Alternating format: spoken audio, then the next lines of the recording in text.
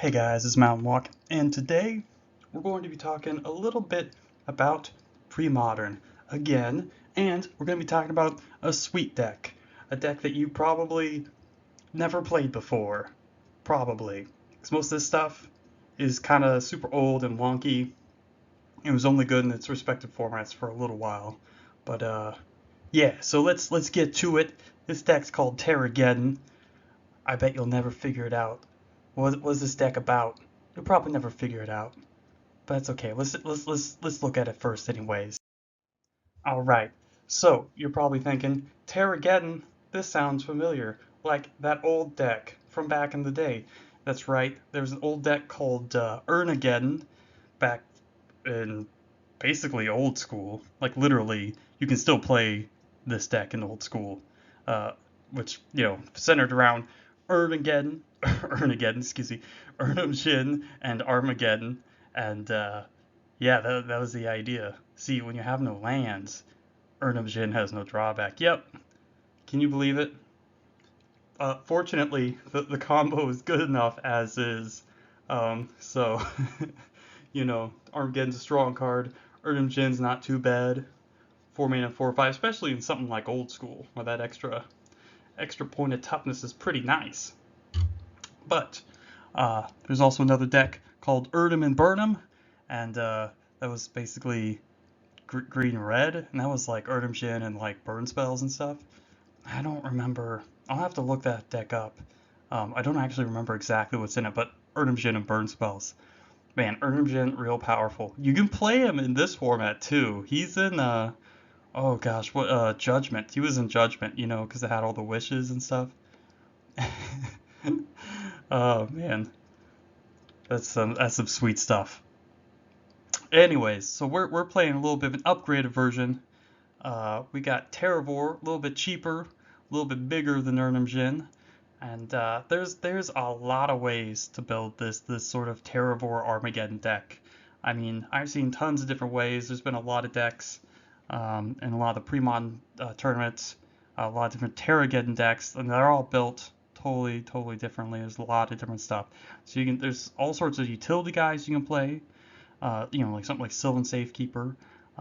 That's pretty good, say in response to like an Armageddon, someone tries to plow your Terravore, you just can sack all your lands to prevent it from, getting plowed or killed or smothered or something. So that's pretty sweet. Lots of different utility guys. Obviously, Weathered Wayfarer is another one. Gets all sorts of good utility lands. Real sweet. Obviously, it fuels all your land-based synergy stuff. Fuels Terravore because you can just keep getting fetch lands and stuff or wastelands. Just oh man, wonderful. I love it. You can play. I've seen a deck that played Tax Rack in it. I mean, you could even go more aggressive and play Savannah Lions. I mean, oh boy, like Living Wish. I mean, there's so much stuff you can do with this. It is awesome. So this deck is definitely not solved. The way I built it was just kind of like I figured it was a good starting point. It was similar to a deck that I'd seen that had done well, and that was at the Premodern German Championships. Something like that. Something like that. It's hard to keep all these things in order in my head. I'm like, which country's championship was this one again? I don't know. Anyways, not solved, and this is just an excuse for me to use Exalted Angel and Hydreigon in the same deck. Yep. Yeah. So yeah. All right. So let's take a look at this. So pretty obvious stuff we got going on here. Got a bunch of mana, lots of mana. Got some Mox Diamonds, which are obviously good with Armageddon, good with a bunch of lands. Helps you ramp out pretty hard. Lets you go super fast. Get that turn one Sylvan Library, which is pretty sweet against like a lot of control decks and stuff. And yeah, definitely gets you jump started turn early, so you can be like, bam, turn three, uh, turn three Terravore, turn four Armageddon, cool stuff like that. Obviously, yeah, just obvious synergy between Armageddon and Mox Diamond and Terravore, stuff like that. Birds, more ramp, color fixing. Mother Runes, of course, to protect your big dorks. I like it a little bit more than Sylvan Safekeeper. And I don't know, 4 I guess is pretty good. but I'm not sure what the amount you'd really want to play, but some number of Mother Runes. Werebear, obviously really good when you got a bunch of cards in your graveyard. Again, and before that is just another mana ramp. I think maybe 4 might be too much, and I might need another big dude payoff card. You can always play something like Mystic Enforcer, although that card just feels a little underwhelming to me, even though I love it. So we'll see, but yeah, you get 3 to 4 Werebear. Some number of Werebear I think is always good because it's cheap ramp spell, you know, and late game it just beats down pretty good. Terravore, of course. I don't think that's too strange while we're playing Terravore. Exalted Angel, it's another because you're playing so many mana sources, so you can always if you don't draw like your Armageddons, you can just start casting Exalted Angels, which is pretty good for racing, and obviously Exalted Angels pretty strong against the red decks. Hystrodon because it's another source of card advantage, and I like it. It's a sweet card, and I didn't really want to play a bunch of Exalted Angels, so that one's yeah, and of course it's card advantage. It's hard to kill. It's got a big butt. That's why I like about my beasts, big beast butts. Beast butts. And then the weirdest one, of course, is Angry Brushhopper. So I was thinking, like, this guy's really strong. He, dodges bolt. And then if you have a bunch of random stuff in your hand, you can start discarding lands to him to avoid, like, double burn spells, plows, edicts, all sorts of crap. And so that's really good. So I'm thinking like maybe 1 is good. This helps you because you play a bunch of dorks and stuff, and you're flooding the board. So like you can, it's a way to escape, just take the sting out of wrath effects, So Angry Brushhopper is pretty sweet. I really like him. 4 Swords Plowshares, 4 Armageddon, 1 Sylvan Library. I mean nothing too weird there, right? You could even play another Sylvan Library in the main deck or sideboard. I like Sylvan Library. The first one's basically a freebie in pretty much any green deck. That's why I'm a big fan, and it helps with those nasty control decks, which can be difficult. Call of the Herd, that makes elephants, and then you flash it back to make more elephants. So again, this card is really good against dorks, all sorts of creature decks, good against control decks because obviously they need to removal spells or 2 counter spells or whatever to deal with it. So that's pretty sweet. And sideboard is just typical, me half the time. If I'm playing white, you got Enlightened Tutor in the sideboard. Lots of stuff to play there. I mean, yeah, nothing too wonky. Orim's Chant is, I'm figuring maybe it's pretty good against like some of the combo decks and stuff. I mean, you can, chant him at an inopportune time. Something like Abeyance might be pretty good. Maybe you want to play, I don't know, maybe like Tranquility for, some of the Enchantress decks, things like that, the Tax Rack decks. It's hard. I mean, again, broken record, but it's hard to build your sideboard to anything that you expect because who knows what you'll play against, Metagame's super wide open, so I try and just stick as much stuff in, stuff to deal with artifacts and enchantments, stuff against control decks, stuff against combo decks. I mean, that if there was better cards against combo, or if you knew what kind of combo decks you're playing against, you could probably tune against them a little better, but it's hard to do without knowing exactly what you're going to be playing. Tormod's Crypts a gimme though, because most of the combo decks seem to use their graveyard. So,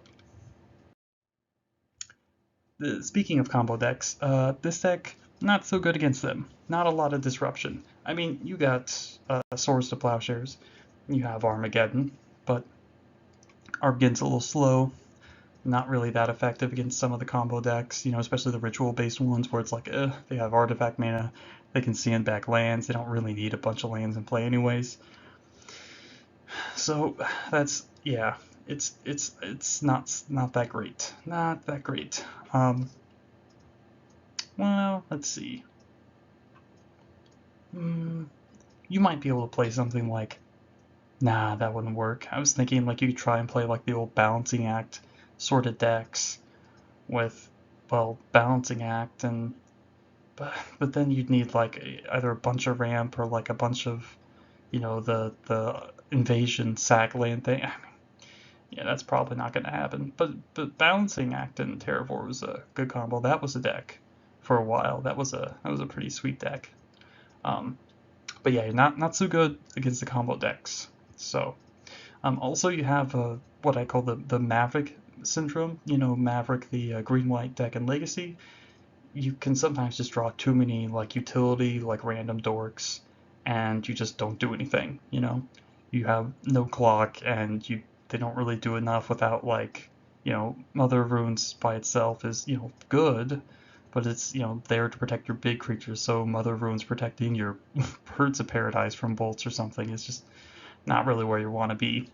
So yeah, you draw too many of the bad cards. That's not good. So sometimes maybe another Sylvan Library to draw more cards, maybe another big threat. But yeah, so you can sometimes draw too the wrong part of your deck. I guess kind of the classic mid-range problem.